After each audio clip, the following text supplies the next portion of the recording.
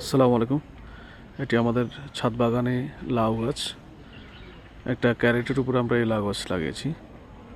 এখানে লাউ ধরেছে, অনেক ফুল এসেছে। সেগুলো আপনাদের দেখানোর চেষ্টা করছি।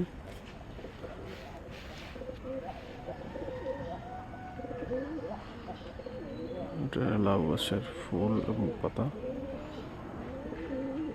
এই যে লাউটা ধরেছে, অনেকগুলো ধরেছে। আমরা ফ্রুট ফ্লাই আক্রমণ থেকে রক্ষা করার জন্য আমাদের লাউগুলোকে পলিথিন দিয়ে ঢেকে রেখেছি। এছাড়া আপনারা ফেরোমন ফাঁদও ব্যবহার করতে পারেন। এই যে ক্যারেটের উপরে লাউ গাছটা লাগানো হয়েছে, অনেক ফুল এসেছে।